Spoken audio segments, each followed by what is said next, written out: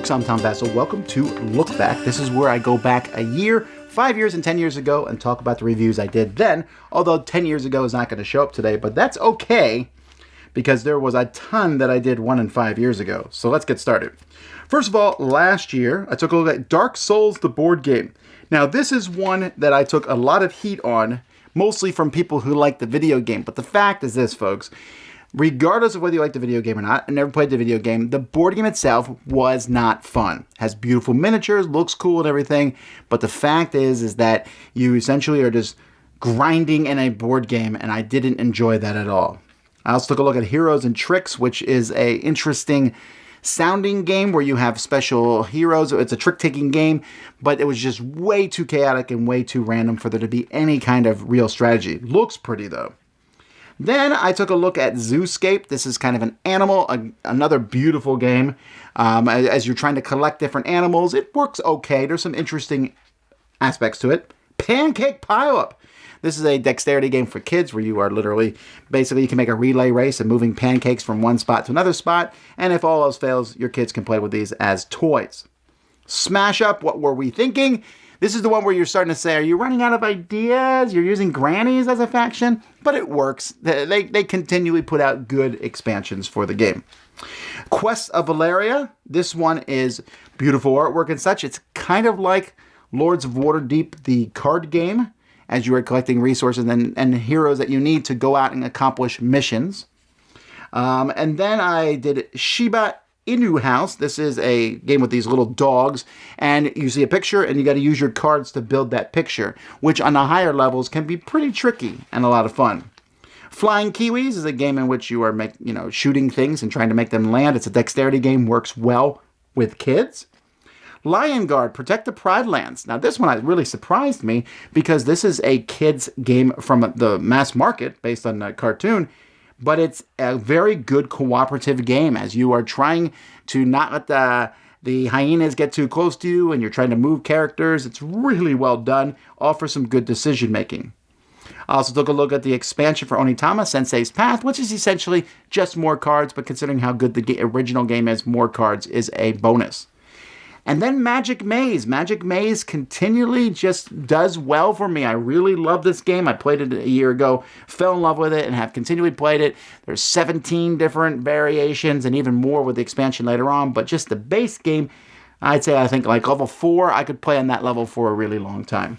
So 5 years ago, we took a look at one of the worst games that I've ever played, and that's I Am Vlad. A big box full of just cool pieces, cool miniatures. I guess maybe that's why we gave it a 3, because it looks cool, right? But no game involved at all. This vampire, boring movement, just barely a game. This was just a huge stinker. Then I took a look at Shizzle. This is kind of a dice rolling, quick little game. Meh.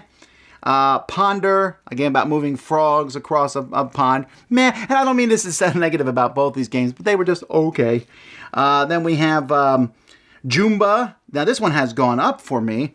It's a matching game where you flip a card over and the other card tells you you're looking for a certain number or a certain number of animals on the cards. Yellow's done this one. This one has worked well with kids.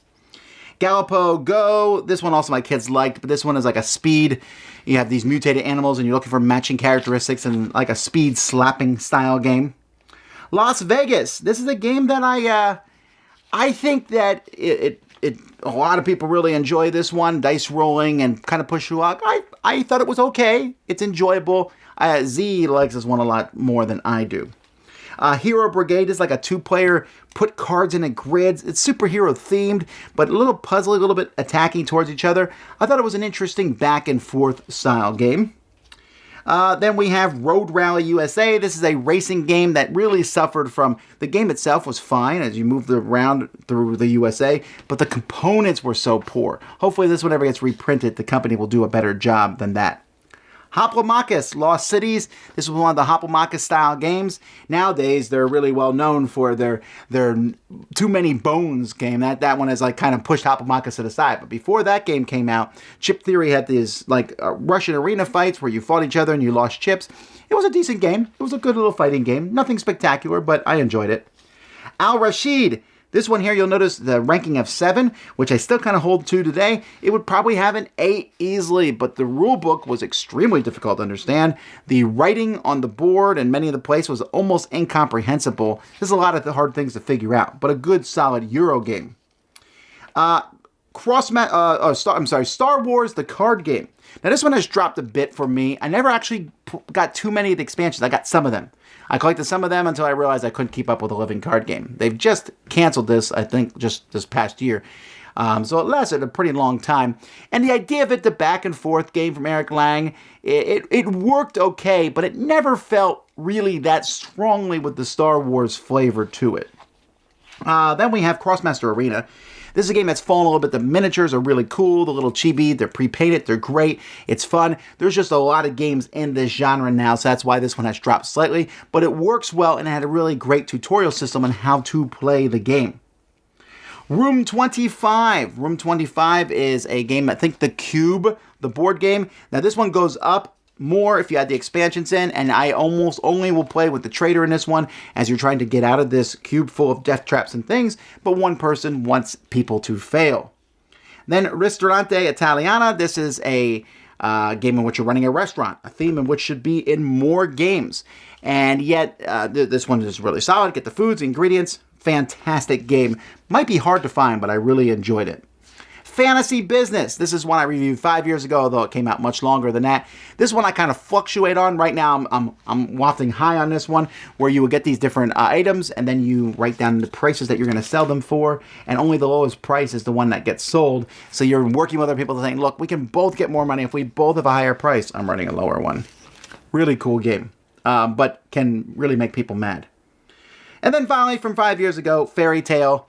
I think this was the upgraded version of Fairy Tale. There's a lot of drafting games out there these days. Fairy Tale is one of the cleanest and best, as you simply collect the cards and get different fairies and dragons and things, and the most points at the end of the game wins. Very simple, but still very enjoyable to me. So like I said, no games from 10 years ago. Those are the games I reviewed from 1 year and 5 years ago. Until next time, I'm Tom Vasel, and this has been Look Back on the Dice Tower.